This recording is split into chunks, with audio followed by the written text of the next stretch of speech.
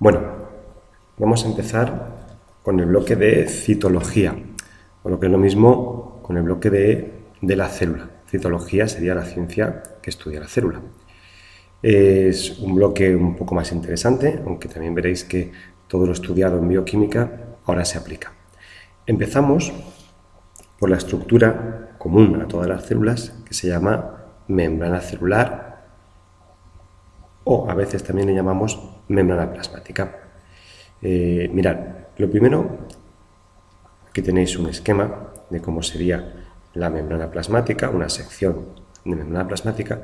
Lo primero es deciros que hay una propiedad que se llama unidad de membrana, que quiere decir que todas las membranas biológicas comparten aproximadamente la misma estructura y funciones.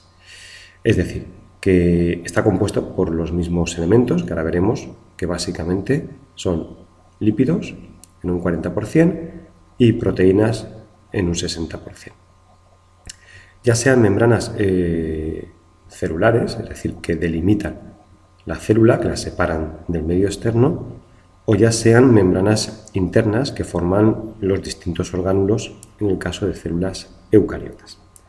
Bueno, vamos a ver un poco de su estructura. Ya sabéis que básicamente es una doble capa lipídica.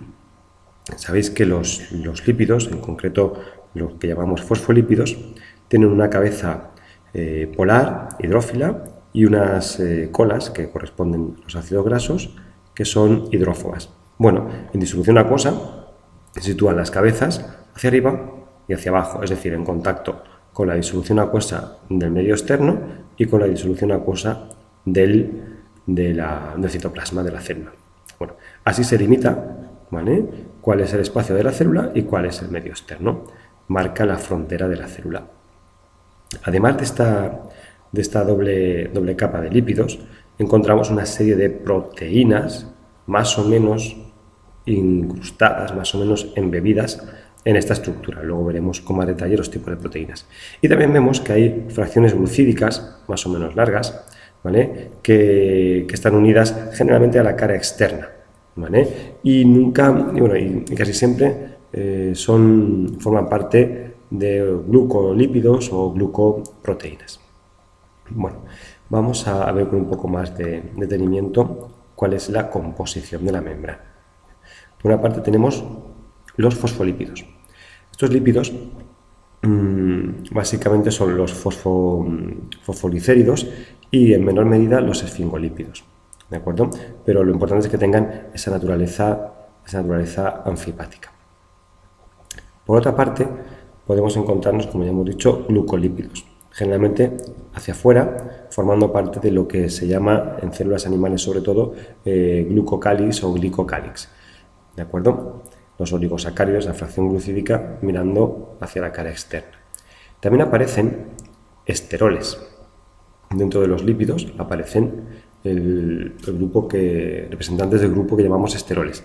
En células animales, sobre todo el colesterol. Ya veremos después que eso ayuda a dar consistencia, rigidez a la membrana, y es bueno, no en exceso, no tener en exceso, pero sí es bueno que exista colesterol.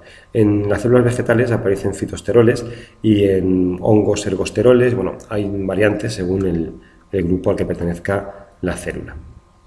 Vamos con las proteínas. Básicamente existen dos tipos de proteínas, las que llamamos integrales y las que llamamos periféricas. Mirad en el dibujo, esta grande en el medio sería una integral, igual que esta. Las proteínas integrales, igual que esta, tienen una parte hidrófila, que estaría en contacto con las disoluciones acuosas del citoplasma o del medio externo, y una parte hidrófoba que quedaría dentro de esta zona del medio, que es una zona totalmente apolar, ¿de acuerdo? Pero también nos encontramos con proteínas periféricas. No contienen en su estructura zonas hidrófobas, por lo tanto, ¿vale?, están enlazadas por enlaces iónicos a lo que sería la cara externa o la cara interna de la membrana, ¿de acuerdo?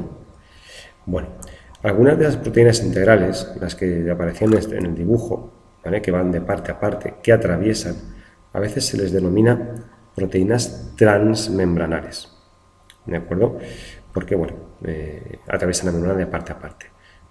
Muy bien, como podéis ver, también existen glucoproteínas, es decir, fracción glucídica, y como ya he dicho antes, mirando hacia la cara externa. Modelos de membrana. ¿Cómo es y cómo está estructurada la membrana? Vale.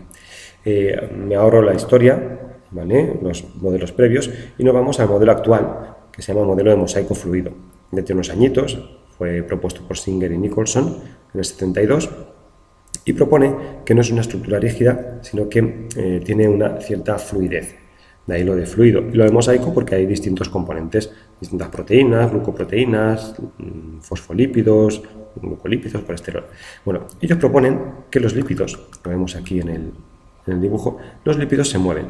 Tienen varios tipos de movimientos, de rotación, movimientos laterales, ¿vale? Esto no estaría fijo como en la imagen, sino que tendría movimiento. Incluso, aunque es menos habitual, pueden darse la vuelta de la cara externa, pasar a la cara interna o al contrario. ¿Vale? Las proteínas también se pueden mover de un lado a otro. Y bueno, todo el mosaico que forma la membrana tiene capacidad de movimiento. No excesivo, porque entonces no sería estable, se desintegraría, pero sí tiene una capacidad de movimiento lo suficiente como para que podamos asegurar que no hay posiciones fijas. ¿Vale? Bueno, volvemos. Aquí tenéis esta descripción, ¿vale? Y un factor importante en este modelo es la fluidez. ¿Vale? ¿De qué depende la fluidez? Pues mirad, de nuestros amigos los ácidos grasos que forman los fosfolípidos, ya sabéis que cuanto más saturados son más rígidos, ¿vale? Disminuye la capacidad de movimiento, disminuye la fluidez. Cuanto más largos, lo mismo, más pesados, menor capacidad de movimiento, menor fluidez. La temperatura afecta como a cualquier sustancia, ¿vale? Aumenta la temperatura, aumenta la fluidez, ¿de acuerdo? Y luego el colesterol. El colesterol es una molécula que fija a los fosfolípidos, los une entre sí. Con lo cual, cuanto mayor colesterol, las membranas son más rígidas. Y cuanto menos colesterol, son más flexibles. La virtud está en el punto medio. Si hay un exceso o un defecto de colesterol, la membrana no es demasiado rígida o se desharía. Bueno, y hasta aquí este primer vídeo de membrana.